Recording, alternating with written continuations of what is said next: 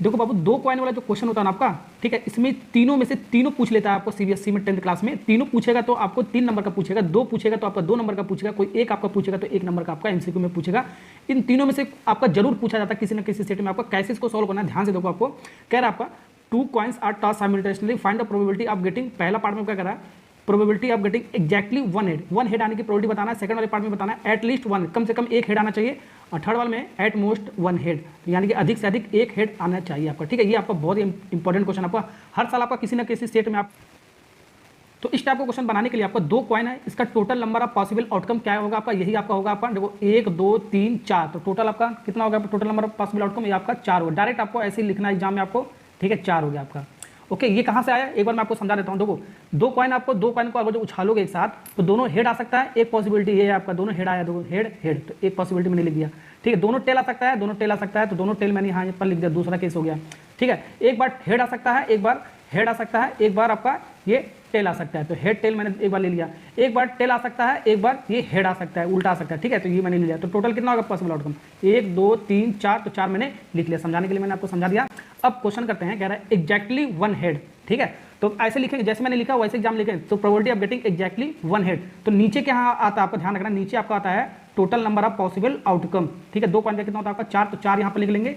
Okay, अब यहाँ पर आपका क्या आता है फेवरेबल नंबर ऑफ आउटकम, ठीक है। तो किसका पूछा है, वन हेड एग्जैक्टली, तो एग्जैक्टली वन हेड, ठीक है, एक हेड होना चाहिए, एग्जैक्टली मतलब एक हेड होना चाहिए। तो एक इसमें है ना आपका हेड, एक केस ये हो गया आपका हेड या टेल, ये आ सकता है ना आपका, और एक हेड इसमें है आपका टेल भी आ सकता है और हेड भी आ सकता है, टेल भी आ सकता है और आपका ये हेड भी, दूसरा केस आपका ये हो गया।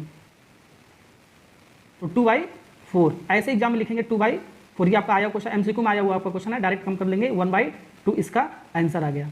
ओके, और आपका एटलीस्ट वाला बहुत इंपॉर्टेंट आपका आता है आपका probability of getting at least one head, 2 coin को उछालने पर, ठीक है। इसका मतलब ये होता है, ध्यान से देखना, जब भी एटलीस्ट वाला क्वेश्चन आए ना तो हमेशा आपको ऐसे इस वाले फॉर्म में लिख लेना आपको याद करके, ठीक है। एटलीस्ट वन हेड, ठीक है, इसका मतलब होता है greater than equal to one head, ठीक है। यहाँ पर ग्रेटर देन इक्वल टू लिखा है, ठीक है, यानी कि इक्वल टू का मतलब क्या हो गया, एक हेड आना चाहिए, और ग्रेटर देन लगा एक से ज्यादा भी हेड आपका आना चाहिए, ठीक है। इसका मतलब ये होता है। तो यहाँ पर हम ऐसे इसको लिख लेते हैं, देखो कैसे, देखो यहाँ पर total number of possible outcome क्या आपका 4 ही होगा आपका।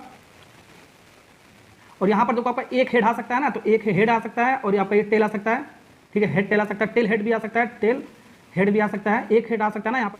और एक किस और हो सकता है आपका, देखो ये डबल हेड, तो एक से ज्यादा हेड भी तो आ सकता है, यहाँ पर ग्रेटर देन इक्वल टू लिखा है वन हेड, तो एक से ज्यादा हेड भी आ सकता है, ये डबल हेड यहाँ पर इसको भी इंक्लूड कर लेंगे। बहुत सारे बच्चे इसको इंक्लूड नहीं करते हैं, ठीक है ना। ओके,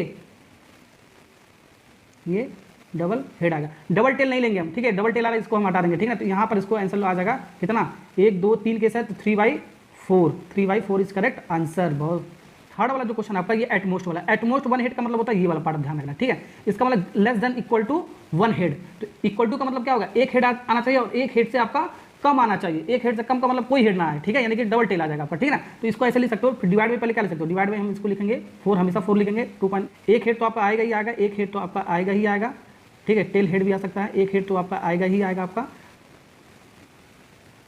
ठीक है। और एक हेड से आपका कम आना चाहिए, ठीक है, एक हेड से कम कहाँ पर है यहाँ पर, यानी कि कोई हेड नहीं आना चाहिए, ये वाला आपका कोई हेड नहीं आना चाहिए, ठीक है। तो ये वाला बच्चे इंक्लूड नहीं करते हैं, ठीक है, ये डबल टेल नहीं लेते हैं, 2/4 लिख के आ जाते हैं, गलत हो जाता है। तो इसका भी आंसर तो 1 2 3 3/4 आएगा, ठीक है ना। ओके, तो एटलीस्ट वन हेड और एटमोस्ट वन हेड का दोनों का आंसर 3/4 आता है आपका 2 पॉइंट के लिए आपका, ठीक है ना। ओके, ये आपको ध्यान रखना, ये मैंने आपको बता दिया।